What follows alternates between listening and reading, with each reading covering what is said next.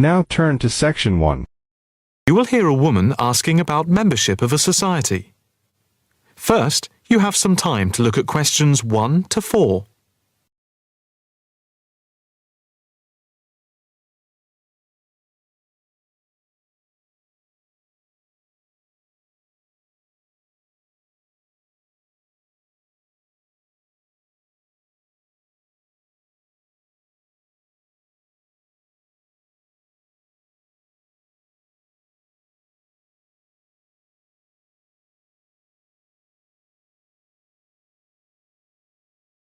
Now the test will begin. You should answer the questions as you listen, because you will not hear the recording a second time. Listen carefully and answer questions 1 to 4.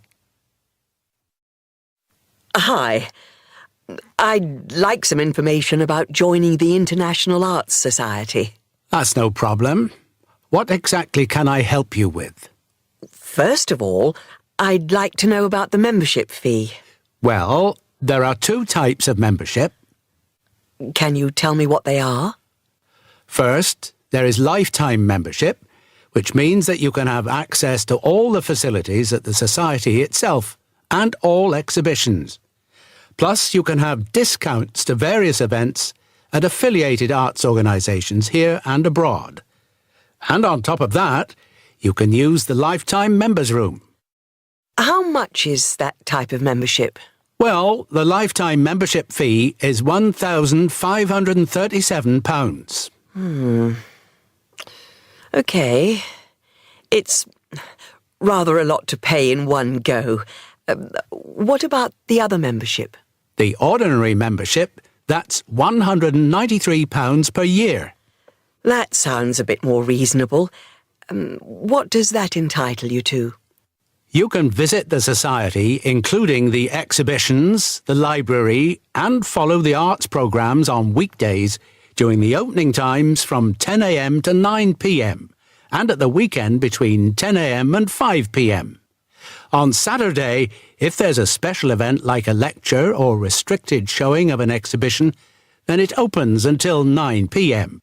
So, what is the difference between this and the lifetime membership? In the long run, you save money, as you're making a one-off payment. And you have exclusive use of the lifetime members' room. OK. What arts programmes do you run? Well, the Society has a very extensive programme to cater for all tastes. There's a series of exhibition rooms for the permanent collection of paintings, watercolours and sculpture. And then there's a new exhibition area which opened at the beginning of the year. And we run a series of courses and lectures to go with the exhibitions. Can I ask about the lectures? What is scheduled for this year? The latest list is in this leaflet. Oh, yes. That looks very good.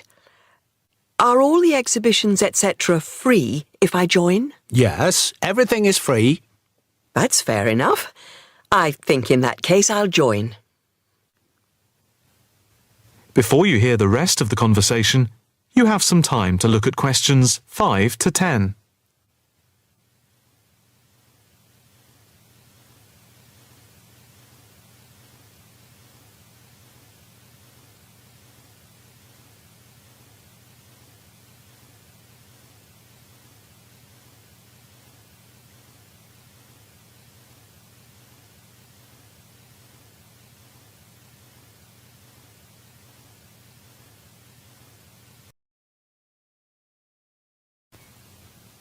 Now listen and answer questions 5 to 10.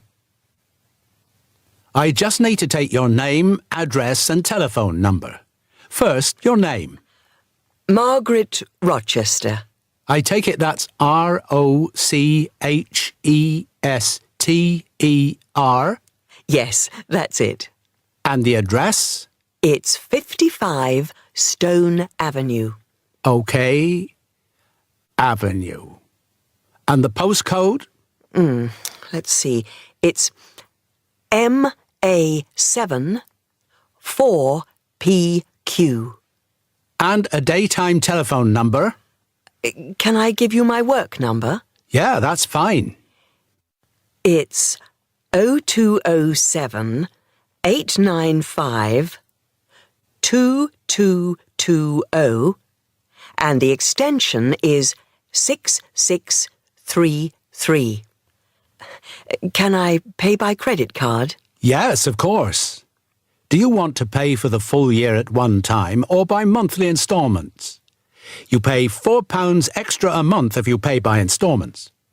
OK. I think I'll pay by monthly instalments. Right. If you just complete this form, then we can set up the monthly payments. OK. If you just put your PIN number in the machine, I can deduct the first month's payment. Right. That's gone through. Here's your card. I now just need to take your photograph over here, and then I can put it on your membership card. OK. That's it. I'll just print out your membership card. Right, here you are. Thank you. By the way, can I bring any friends to the Society exhibitions and lectures? With the ordinary membership, we can issue a day pass once a fortnight, which allows you to bring a friend in. But you have to accompany them.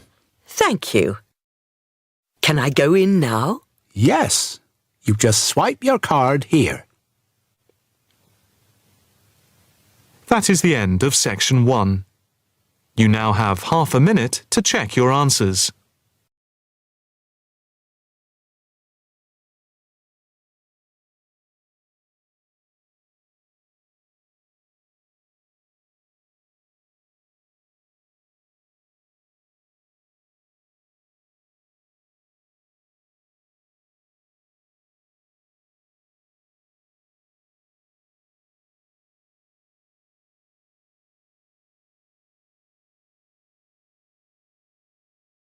Section 2. You are going to hear a news broadcast about proposed developments in a local area and about a local college. First, look at questions 11 to 14.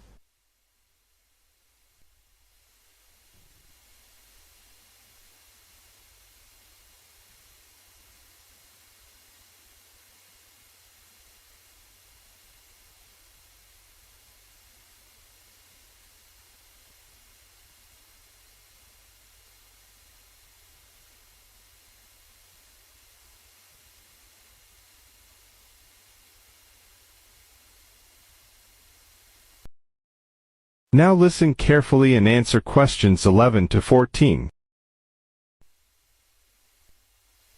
And now for our main headlines on Southern local news for today.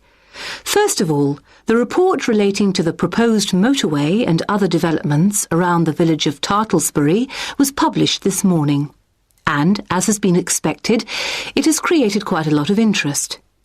The new motorway will pass along the north side of the village, crossing the River Team less than half a kilometre from the well-known beauty spot, Streve Ford, to the northeast of the village.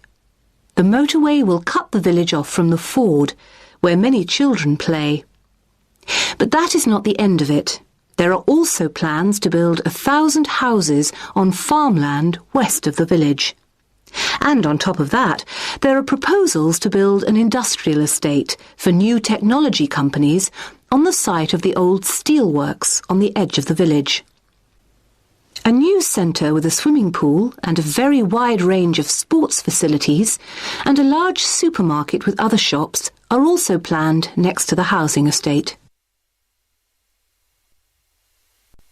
Before the broadcast continues, look at questions 15 to 20.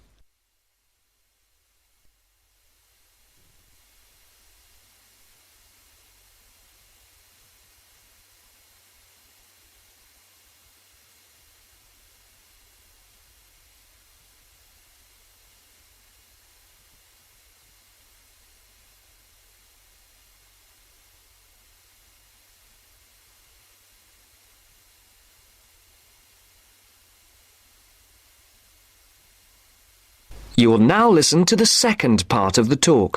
Now listen carefully and answer questions 15 to 20. Mr. Jones, a local farmer we spoke to early today, is strongly against the plans. But the local council is pushing for them to be adopted in full. They say that new housing is needed in the area and that it is an opportunity to take advantage of government grants for setting up new technology developments. The Mayor, Mr. Fun, says, "We must make every effort to do our part for the economy of the country and for the local people. This is a golden opportunity to put Tartlesbury on the map." Reactions to Mr. Fun's comments have been quick to come. Surprisingly, when we contacted the spokesman of the local conservation group, he was very much for the planned developments. But not all the local groups support the scheme. And, unlike the Mayor, the local MP, Mrs. Wright, is very much against the planned developments.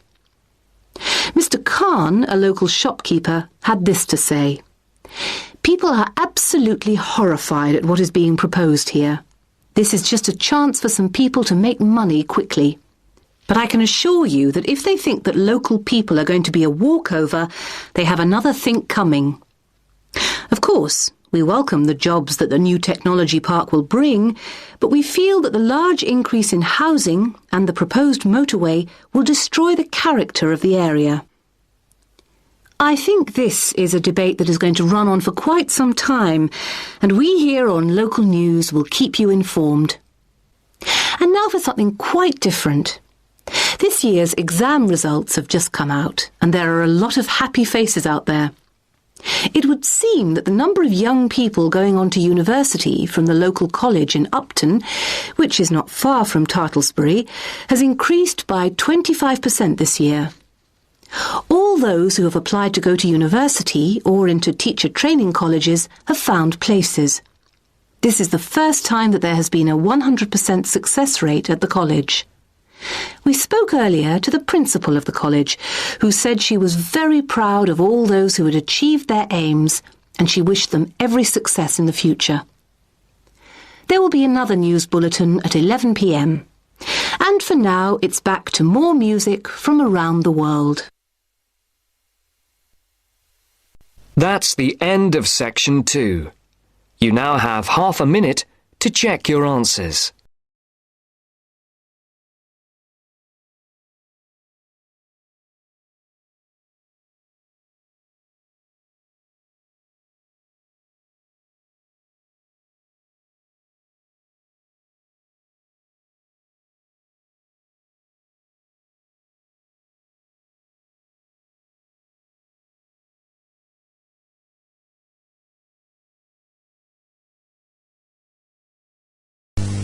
Now turn to Section 3.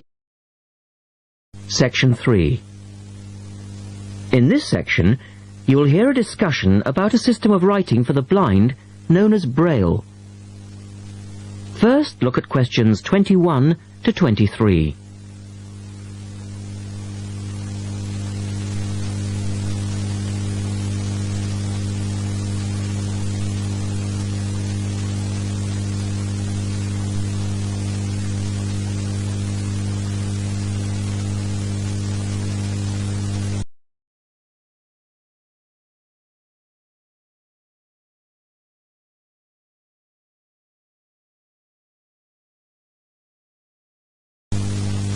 Now listen to the first part of the discussion and complete the notes for questions 21 to 23.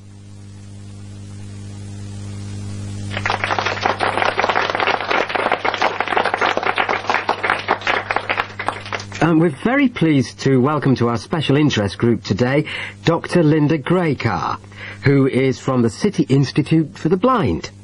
Linda is going to talk to us about the system of writing for the blind known as Braille. Linda, welcome. Thank you. Now, we'd like to keep this session pretty informal, and I know Linda won't mind if members of the group want to ask questions as we go along. Well, let's start with an obvious one.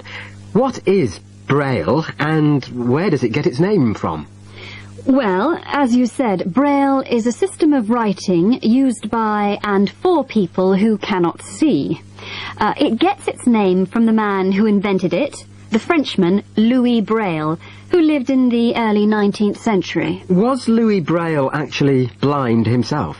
Well, he wasn't born blind, but he lost his sight at the age of 3 as the result of an accident in his father's workshop. Louis Braille then went to Paris to the National Institute for Blind Children, and that's where he invented his writing system at the age of only 15 in 1824, while he was at the Institute. But he wasn't the first person to invent a system of touch reading for the blind, was he? No, another Frenchman had already come up with the idea of printing embossed letters that stood out from the paper, but this was very cumbersome and inefficient. Did Louis Braille base his system on the first one? No, not really. When he first went to Paris, he heard about a military system of writing using 12 dots. This was a system invented by an enterprising French army officer, and it was known as night writing. It wasn't meant for the blind, but rather for battle communications at night. That must have been fun. Look at questions 24 to 30.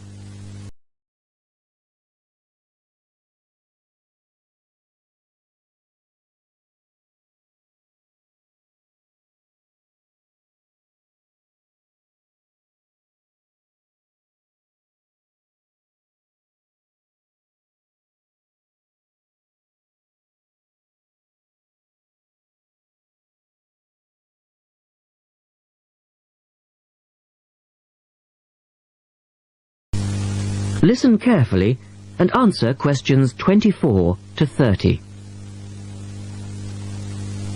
Anyway, Braille took this system as a starting point, but instead of using the 12 dots, which night writing used, he cut the number of dots in half and developed a 6-dot system. Can you give us a little more information about how it works? Well, it's a system of touch reading, which uses an arrangement of raised dots called a cell. Braille numbered the dot positions 1, 2, 3 downward on the left and 4, 5, 6 downward on the right. The letters of the alphabet are then formed by using different combinations of these dots. Yes? So, is the writing system based on the alphabet, with each word being individually spelt out? Well, it's not quite that simple, I'm afraid. For instance, the first 10 letters of the alphabet are formed using dots 1, 2, 4 and 5. But Braille also has its own short forms for common words. For example, B for the word but and H for have. There are many other contractions like this. So you spell out most words letter by letter, but you use short forms for common words? Yes. Though I think that makes it sound a little easier than it actually is. And was it immediately accepted? I mean, did it catch on straight away? Well, yes and no. It was immediately accepted and used by Braille's fellow students at the school, but the system was not officially adopted until 1854, 2 years after Braille's death. So official acceptance was slow in coming. I suppose it works for all languages which use the Roman alphabet. Yes, it does, with adaptations, of course. Can it be written by hand, or do you need a machine to produce Braille? Well, you can write it by hand onto paper with a device called a slate and stylus. But the trick is that you have to write backwards, from right to left, so that when you turn your sheet over, the dots face upwards and can be read like English from left to right. Oh, I see. But these days, you'd probably use a Braille writing machine, which is a lot easier. And tell us, Linda, is Braille used in other ways, other than for reading text? Yes, indeed. In addition to the literary Braille code, as it's known, which of course includes English and French, there are other codes. For instance, in 1965, they created a form of Braille for mathematics. I can't imagine trying to do maths in Braille. Yes, that does sound difficult, I agree. And there's also a version for scientific notation. Oh, and yes, I almost forgot. There is now a version for music notation as well. Well, thanks, Linda. That was most interesting. Now, does anyone have any last questions? Yes. Roughly how long does it take to learn to read Braille? That is the end of section 3. You now have half a minute to check your answer.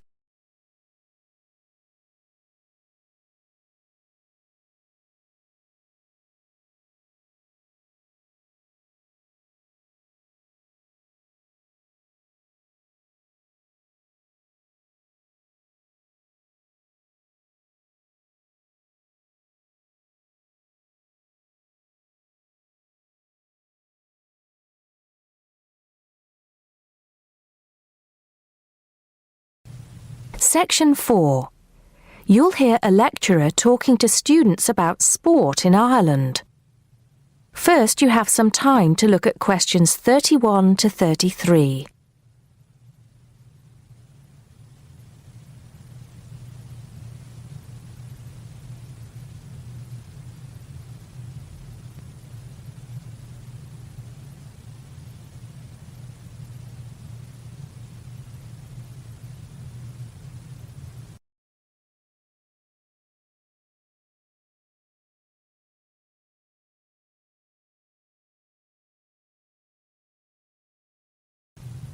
Now listen carefully and answer questions 31 to 33. Now, today we're going to be finding out about the most popular sports in the Emerald Isle. That's Ireland, of course. Can you guess what they are? Well, there are these two lesser-played games, a form of rounders and Gaelic handball. But we'll start with one which is perhaps over 3,000 years old. Arriving in Ireland with the Celts, some claim. That may be a slight exaggeration, but I consider it to be the fastest field game in the world, and it goes by the name of hurling. Well, that's what it's known as in the English-speaking world anyway. So, what do you have to do? You've got 15 players on a team, one of them the goalkeeper. Each one has a stick called a hurley. Here you are. I've brought mine along. Had it since I was at school. This is what it looks like, and basically you have to get this ball, called a sliotar, that's S-L-I-O-T-A-R, so it's not spelt the way it's pronounced. You hit it into the net for 3 points, or you can hit it over the net for 1 point. The goal looks like the letter H, with the net under the crossbar.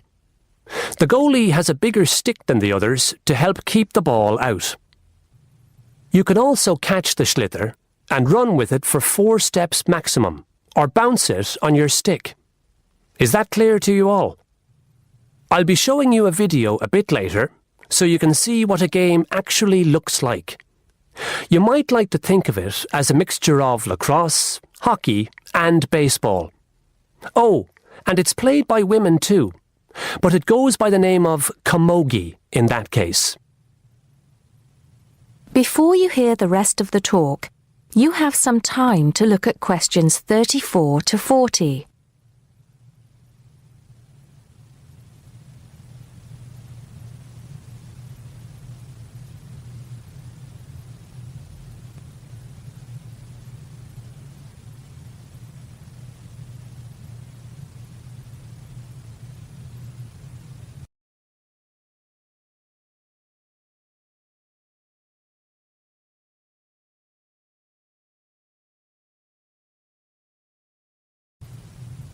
Now listen and answer questions 34 to 40. I'll give you a bit of the history, shall I now? Generally, the golden age of the game is considered to be the 18th century. But systematic rules were first agreed and drawn up at that great shrine of learning, Trinity College Dublin, in 1879, founding the Irish Hurling Union. Closely followed just a few years later by the formation of the Gaelic Athletics Association. With greater organisation last century, the All-Ireland Hurling Championship got off to a flying start, and I'm proud to say that my own native city of Cork has won more than 20 titles over the years. But then, so have Kilkenny and Tipperary. Is it only played in Ireland? No. Well, it is the only country with a national team at the moment. But you may be surprised to discover there are hurling clubs in London, as well as in America and Argentina, to name just a few. The other game I'd like to take a little time to introduce you to is Gaelic football, which is played on the same pitch as hurling with the same number of players. But there's no net. You just have to get the ball over your opponent's goalposts. And you can do that by kicking or punching the ball. However, you're not supposed to do that to the players, I might add. Imagine it as a combination of soccer and basketball. But in my opinion, it's a more exciting spectacle than either of those. Excuse my bias, if you will. It's also very popular with women. In fact, there are more women's teams than for any other sport. Whether despite or because of the physical contact involved, I wouldn't like to say.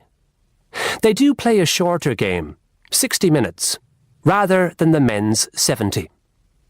So, let's have a look. If we can have the lights down, I'll see if I can get this technology to work. That is the end of section 4. You now have half a minute to check your answers.